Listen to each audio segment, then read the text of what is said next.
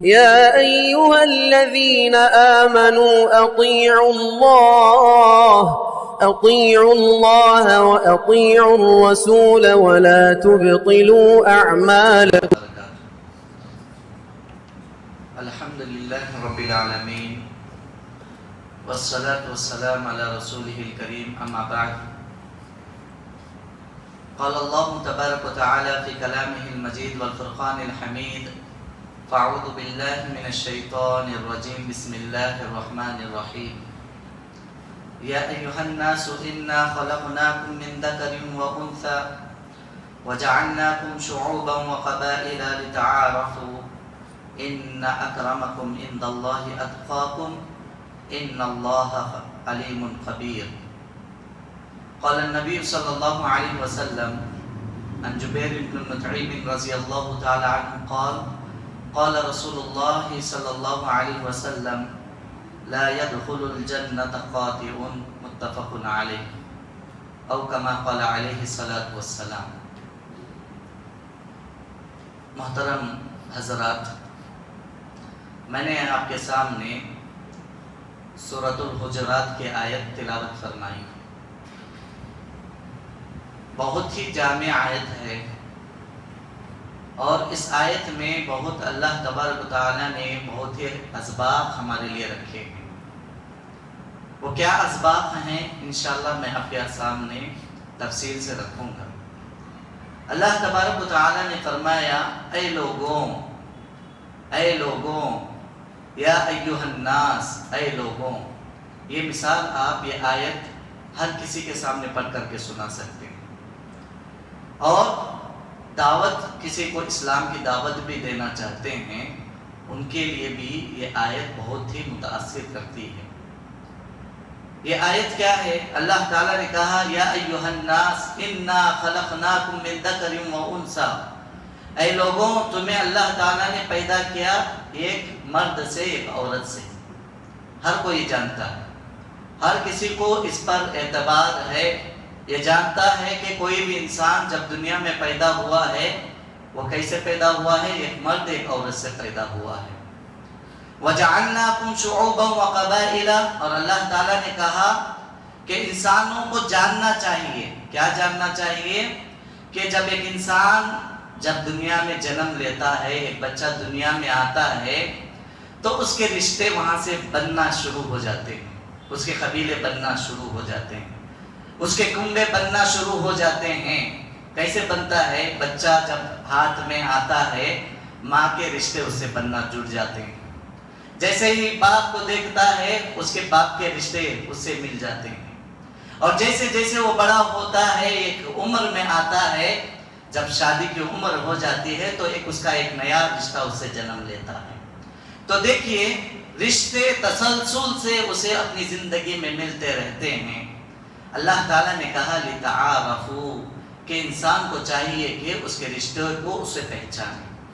ایک مقصد اللہ تعالیٰ نے حقوق اللہ کا بتلایا کہ انسان اور جن کو پیدا کرنے کا مقصد کیا ہے؟ کہ وہ اس کی عبادت کریں، اس کی عبادت کریں.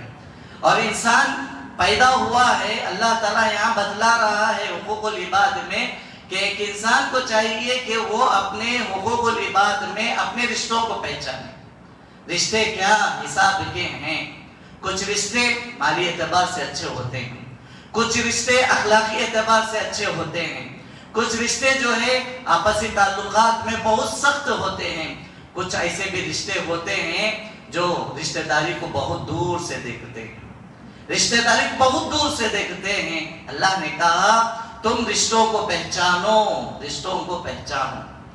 ان اکرمکم عند اللہ اتقاکم. اللہ کے پاس تم میں معزز اور سب سے اچھا انسان وہ ہے جو اللہ تعالیٰ سے سب سے زیادہ ڈرتا ہے، سب سے زیادہ ڈرتا ہے. ان اللہ علیم خبیر.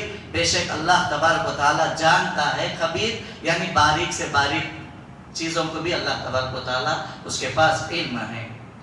سورہ نساء کی پہلی آیت اللہ تعالیٰ نے رشتوں کے تعلق سے، سوال کرنے کے تعلق سے، اللہ تعالیٰ تم سے سوال کرے گا، پوچھے گا قیامت کے دن رشتوں کے تعلق سے.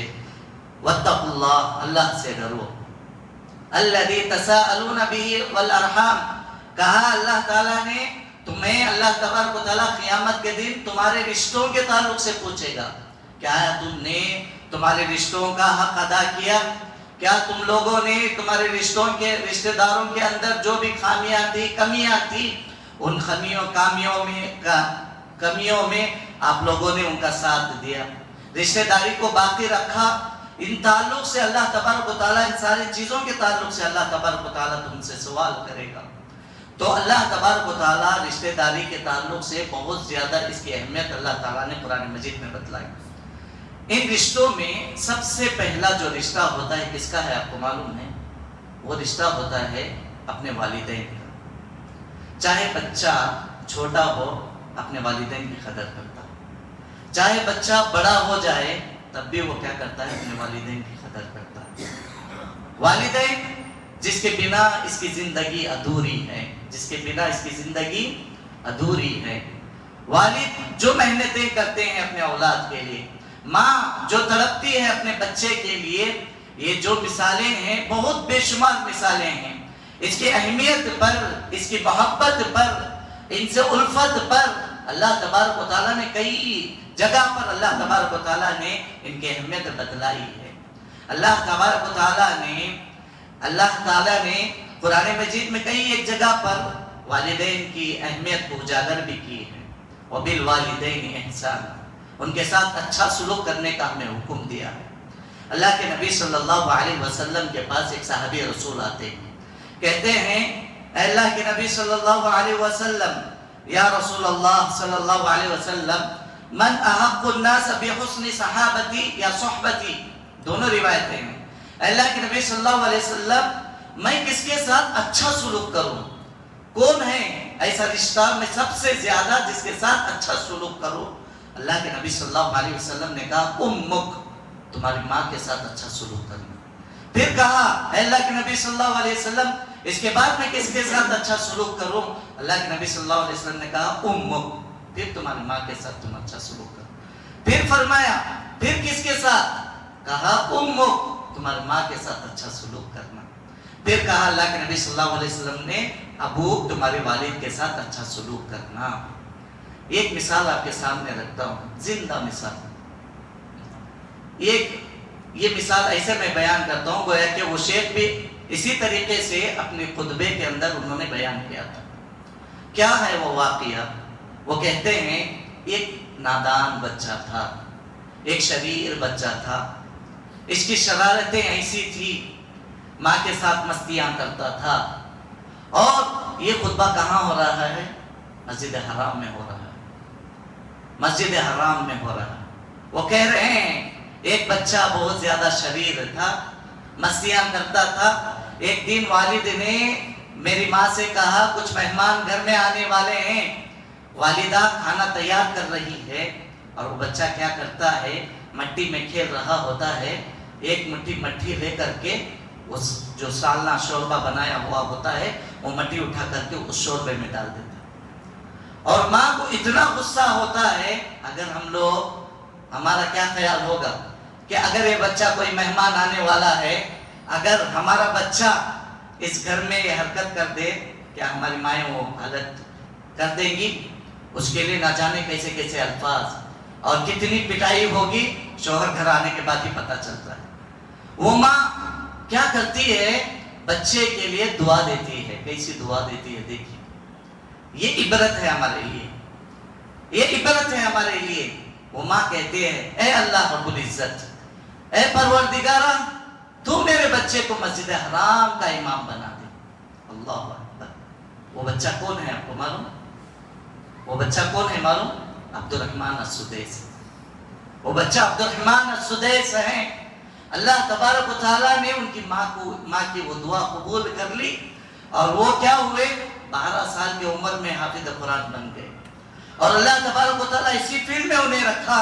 آج دیکھیں سینئر امام کہلانے جانے والے مکہ کے، اور سینئر امام ہے کون ہے؟ سدیس۔ اور شریم وہ بھی ایک امام ہے، سینئر امام ہے۔ ان دونوں کو ایک لقب دیا گیا، وہاں پر کیا لقب دیا گیا؟ شیخین کے لقب انہیں ملقب کیا گیا۔ دیکھیے ماں کی دعا بچوں کے حق میں ضرور قبول ہوتی ہے. یہ ایسے نہیں، خود اللہ کے نبی صلی اللہ علیہ وسلم نے کہہ دیا 3 لوگ ایسے ہیں اگر ان کی دعا بچوں کے حق میں ہوتی ہے یا وہ بد دعا بھی دے دیتے ہیں بچوں کے حق میں، اللہ تبارک و تعالیٰ انہیں قبول کرتا ہی ہے. اس میں کوئی شک کی گنجائش نہیں، اس میں کوئی شک کی گنجائش نہیں. اللہ کے نبی صلی اللہ علیہ وسلم نے کہا پہلا وہ شخص جو مظلوم ہے، جس پر ظلم کیا جا رہا ہے، مظلوم شخص ہے، اگر مظلوم دعا کرتا ہے اللہ تبارک و تعالیٰ اس کی دعا کو قبول کر لیتا ہے، دعا کو قبول کر لیتا ہے. دوسرا اللہ کے نبی صلی اللہ علیہ وسلم نے کہا مسافر، اگر مسافر سفر میں دعا کرتا ہے اللہ تبارک و تعالیٰ اس کی دعاؤں کو بھی قبول کرتا ہے. تیسری بات اللہ کے نبی صلی اللہ علیہ وسلم نے کہا والدین بچوں کے حق میں دعا کرتے ہیں تو اللہ تبارک و تعالیٰ ان کی دعاؤں کو قبول کرتا ہے.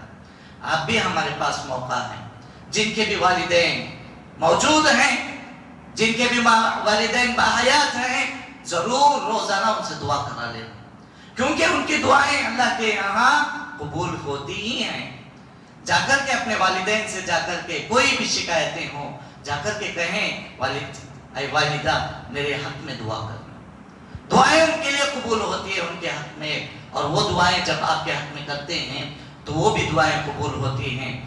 میری عاجزانہ آپ سے اپیل ہے، درخواست ہے، آپ بھی اپنی دعاؤں میں اپنے والدین کے لیے دعا کرتے رہیں. اللہ تعالیٰ جن کے بھی والدین باحیات ہیں اللہ تبارک تعالیٰ ان کی زندگیوں میں برکتیں عطا فرما.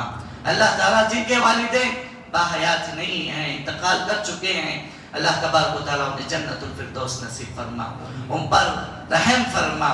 رب ارحمہما کما ربیانی صغیرا وآخر دعوانا ان الحمد للہ رب العالمین. والسلام علیکم ورحمۃ اللہ وبرکاتہ.